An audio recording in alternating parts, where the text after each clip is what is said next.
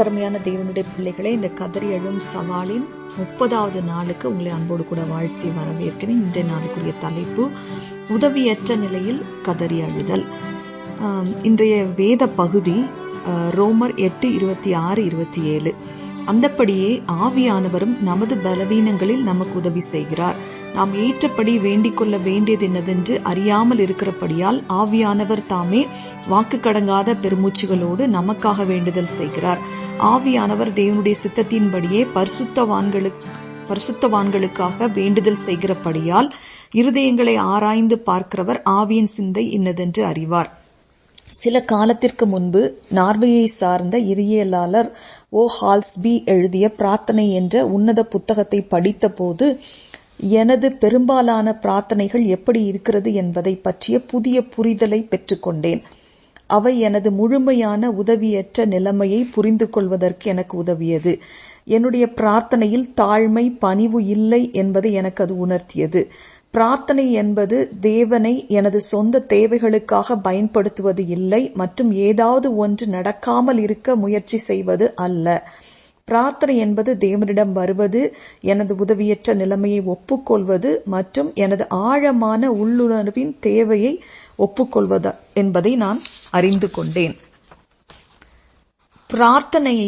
பிரார்த்தனையும் உதவியற்ற நிலையையும் ஒன்றிலிருந்து இன்னொன்றாய் பிரிக்க முடியாது என்று ஹால்ஸ்பி இப்படியாக எழுதியுள்ளார். உதவியற்ற நிலைமையில் இருப்பவரால் தான் உண்மையான பிரார்த்தனை செய்ய முடியும்.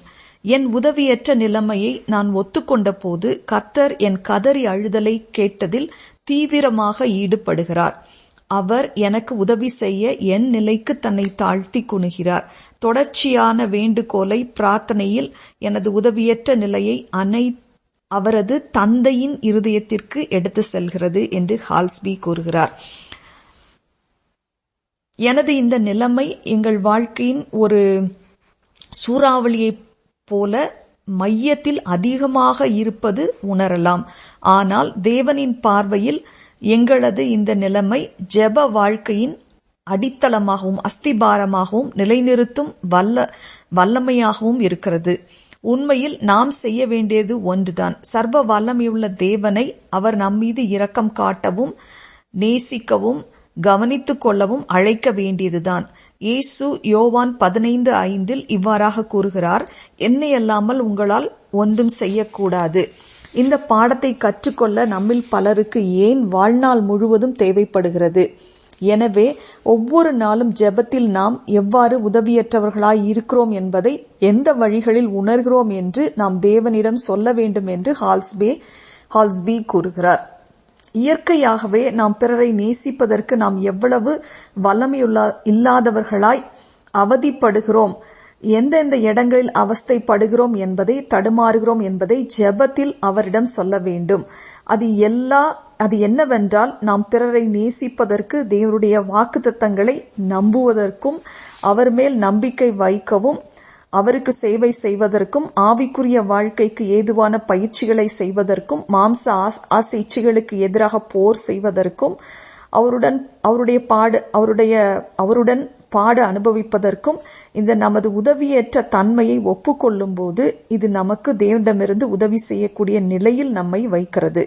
நம் உதவியற்ற தன்மையை நாம் உணர்ந்திடும் வரை எந்த சிரமத்தாலும் எந்த துன்பத்தாலும் எந்த தடையாலும் பயப்பட மாட்டோம், தொந்தரவு செய்யப்பட மாட்டோம் என்று ஹால்ஸ்பி கூறுகிறார். நாம் நம்மிடமிருந்து எதையும் எதிர்பார்க்க மாட்டோம். நம்முடைய அனைத்து சிரமங்களையும் தடைகளையும் தேவனிடம் கொண்டு போவோம். நாம் கதவை திறந்து இயேசுவை நம்முடைய நம்பிக்கையற்ற குழப்பங்களுக்குள் நுழைய அனுமதிப்போம். நம்முடைய உதவியற்ற சூழ்நிலையில் தேவனுடைய வல்லமை நம்மிலும் நம் வழிகளையும் செயல்படுவதில் காணலாம்.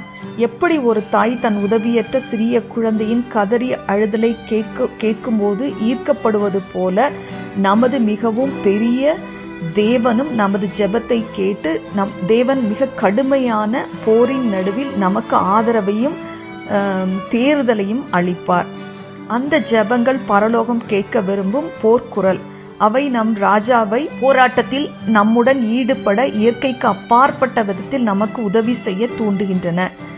இன்னைக்கு நீங்கள் எதுக்காக ஜெபிக்கணும் அப்படின்னு சொல்லி இன்னைக்குரிய சவாலை பார்க்கலாமா? நமது பலவீன பகுதிகளை கர்த்தரிடத்தில் ஒப்புக்கொள்ள வேண்டும்.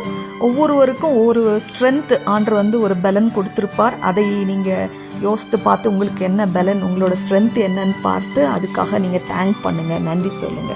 இந்த குறு செய்தியை கேட்டதற்காக உங்களுக்கு நன்றி சொல்றேன். தேங்க்யூ. God bless you.